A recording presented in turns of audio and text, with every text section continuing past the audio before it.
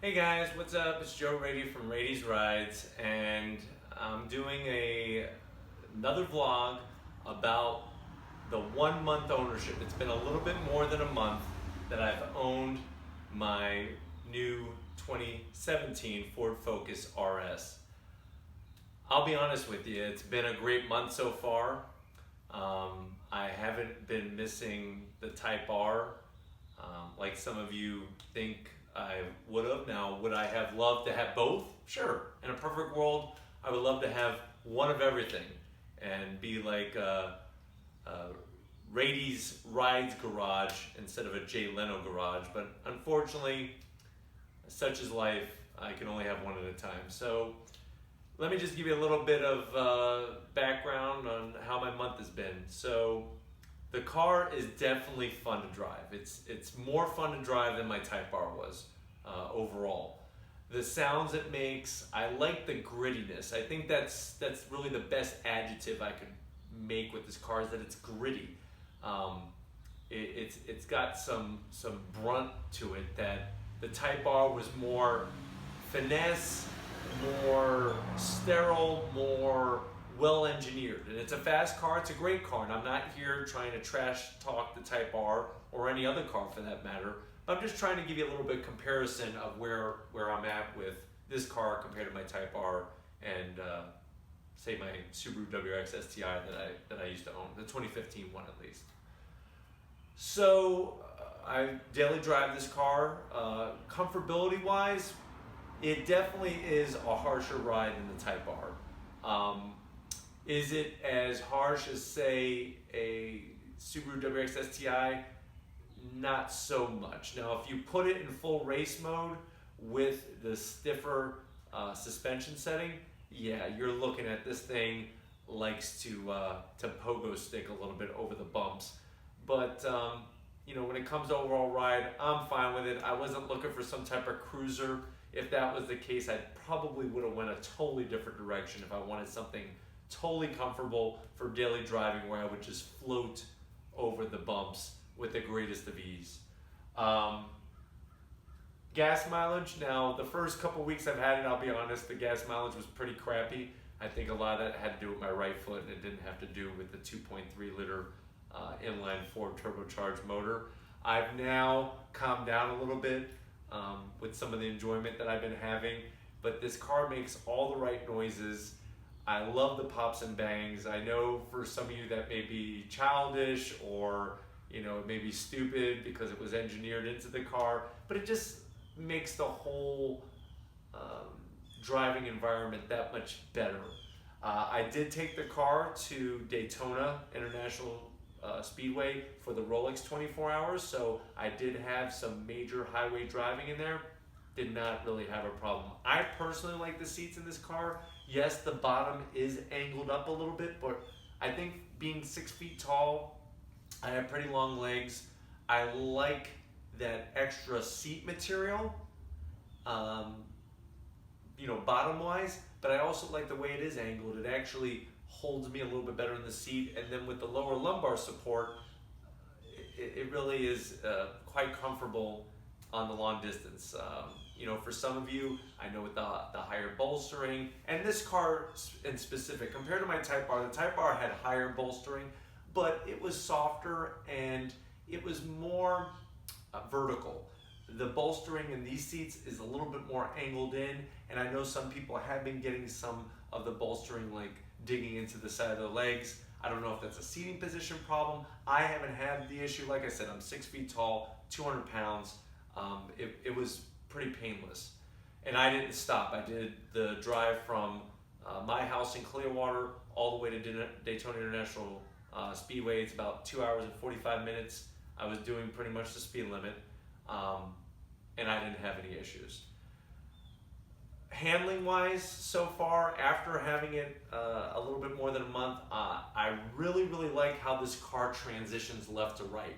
When you're going down a road or autocross track or a racetrack and you get that S transition or like a chicane, this car, it's not, when I compare it to my Type R, I felt like the Type R was a little bit more flatter on turn-in.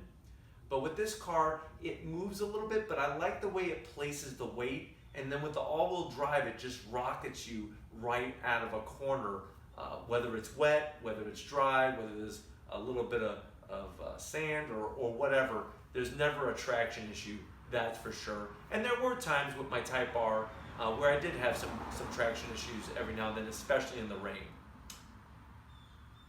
What else can I say? The shifter, it's really smooth. I like the throws of it. I like the position of the shifter. I think one of my favorite parts of the car is the front. I love how open the front is, and it's very minimalistic when it comes to the front bumper cover and whatnot, and I really like that. I like the big, huge mouth. It almost reminds me a little bit, I know some of you are probably gonna be like, are you nuts? It reminds me a little bit of like a 427 Cobra or something like that. That big, huge mouth opening where the radiators are and stuff. It's really cool. I've been getting tons of great compliments and thumbs up when I go to gas stations or sitting at a light. This nitrous blue, if you have not seen it in person yet, it is a mind-blowing color. Right now in my dark garage, it looks just like a standard powder type blue. But in the sun, there's so much metallic in this paint, it really pops and it gives it a totally different personality. I'm loving the wheels, easy to clean. These are definitely easier than the Type R wheels to clean. These are definitely easier than my 2015 WRX STI wheels. So I'm liking that because, as you know, or at least maybe some of you know, I love cleaning my car. I clean my car once a week. I know some of you have messaged me about what type of products do I use, and I am going to be doing a vlog upcoming very shortly about some of the products that I use.